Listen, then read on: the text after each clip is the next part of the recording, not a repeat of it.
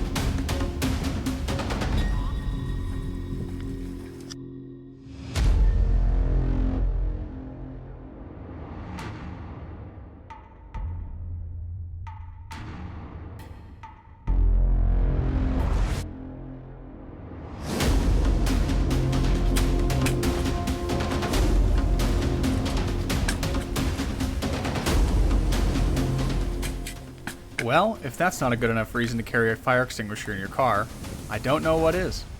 Welcome to part 2 of our 5-day Kootenay adventure. Last night around midnight, a massive thunderstorm rolled through our camp. Lightning struck multiple trees that were only feet from our tent. This morning, when we rolled out of camp, we noticed smoke billowing out of another nearby camp spot. When we went to check it out, it became apparent that lightning had struck a tree and started a fire. Luckily, nobody else was camping in that spot at the time. Parts of the tree and surrounding grass and brush were still on fire. Allison and I did our best to help extinguish the fire and prevent it from spreading any further. We did notify the local fire authorities to tell them of our findings once we were back in cell service. Just filling up our water jugs here at this local campground. We're not going to be staying at the campground tonight, but we asked if we could fill up our water jugs, and they said that we could, so let's get some fresh water. There's a boil water notice, so it's good to know before consuming the stuff that we will have to boil it.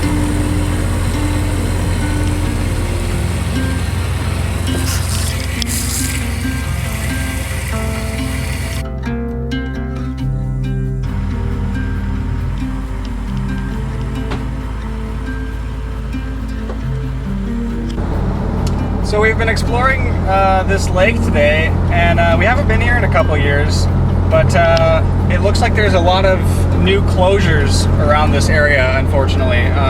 Areas that we were able to go off and explore and camp on right on the water these days is no longer open for vehicle traffic. So it's sad and it's unfortunate, but it's what happens when people don't respect the area, leave garbage around, just trash the place and don't respect it. So it results in closures like this, and now we don't have the ability to explore this area anymore. So it's kind of a bummer. It's a sad day, but I know another smaller lake in the area that we're going to go see and see if it's open for some camping. It's again, it's another hot day here, so we're just looking to get in the water and kind of cool off a bit. So that's where we're headed now. Following the old bamboo analogy of bending instead of breaking, we've learned over the years that being able to change plans at a moment's notice is a critical skill to have while traveling. It can really make the difference between having a positive or negative experience.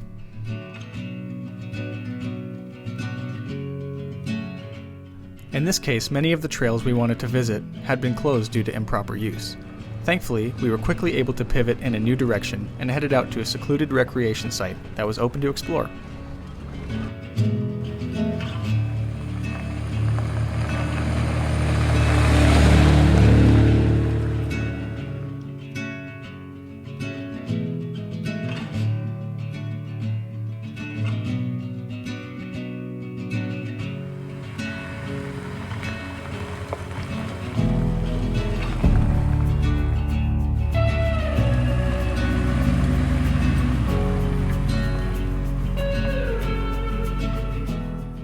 Camp was quickly established in the hot afternoon sun, and spending time cooling off in the lake was our top priority. Hopefully tonight we won't run into any more lightning.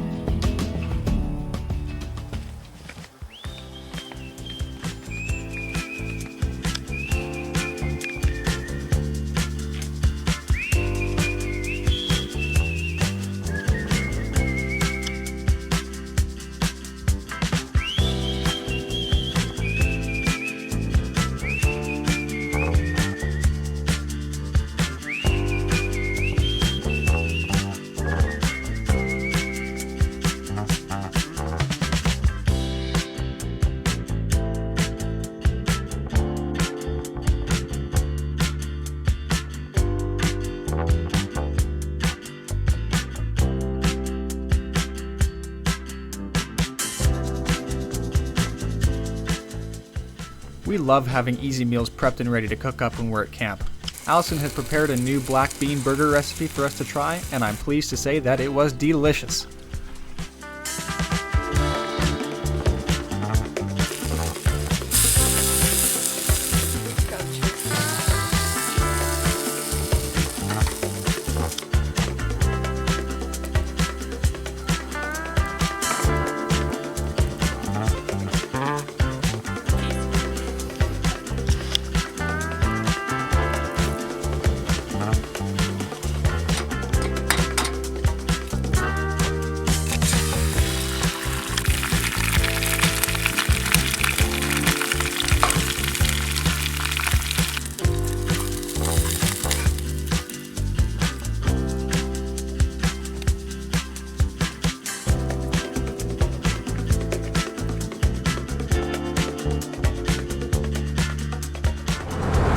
Good morning.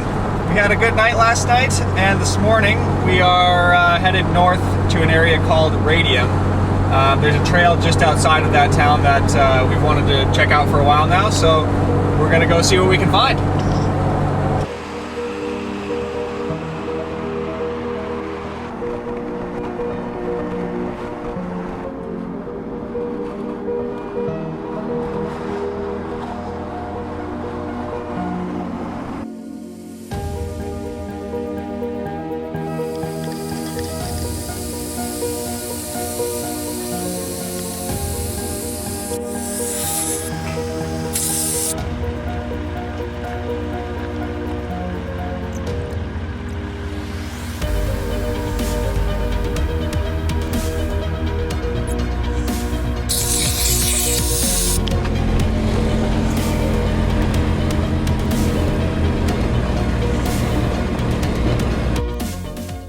This trail has been on my list for a while now. We attempted it 2 years ago but blew a wheel bearing on the Forest Service Road before having even reached the trailhead. We ended up needing a tow truck to get home. We're hopeful that this attempt will be better.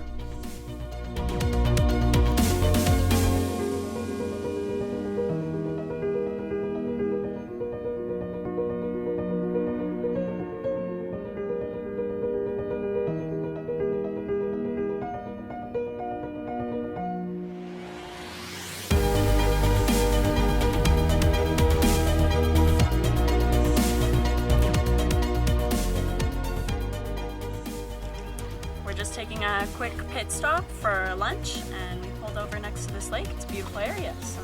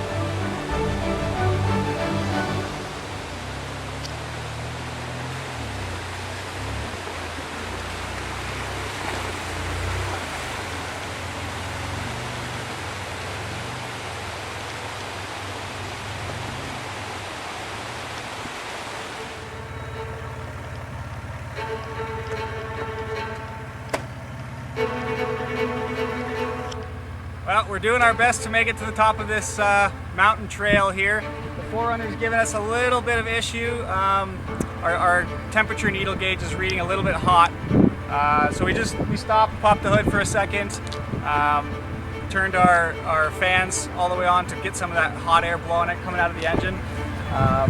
Temp gauges seem to be coming back down now, so we're going to keep going. But I think if the temperature spikes again, we might have to turn around.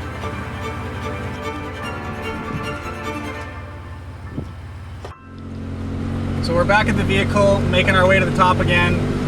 We're just going to take it nice and slow and keep an eye on that temp gauge. For now it's looking okay, but just nice and slow.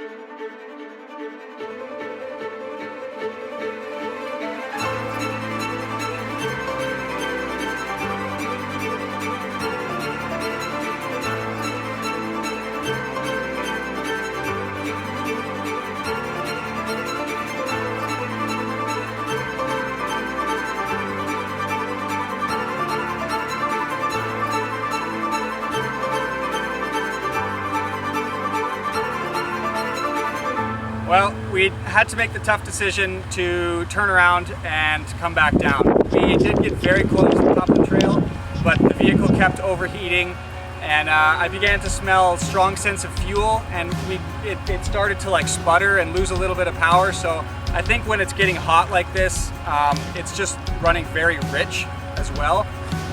So our fuel mixtures were kind of off, and it just wasn't a good combination to be out in a remote trail like this and have something go wrong. So we are very disappointed that we didn't get to see the top of this area. We did get some drone shots, but at the end of the day, we had to make the tough decision to turn around, and that's what we did. So the Forerunner has always had issues with slow, prolonged uphill driving.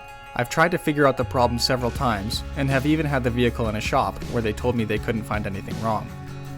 The engine will get hot and overheat, then a strong scent of fuel can be smelled, but with no visible leaks. My thought is that it is running rich, but I'm not sure why. I'd like to put the question out to all of you who might be able to help us figure this issue out, and what we can do to fix it. The reality is that many of the trails we want to explore are in the high alpine regions and require long, slow uphill driving for several kilometers. If we're always worried about the vehicle overheating, we'll be reluctant to go to those areas, which is very disappointing because those are the places that we want to see the most. If you have any thoughts or ideas on this subject, we'd love to hear them.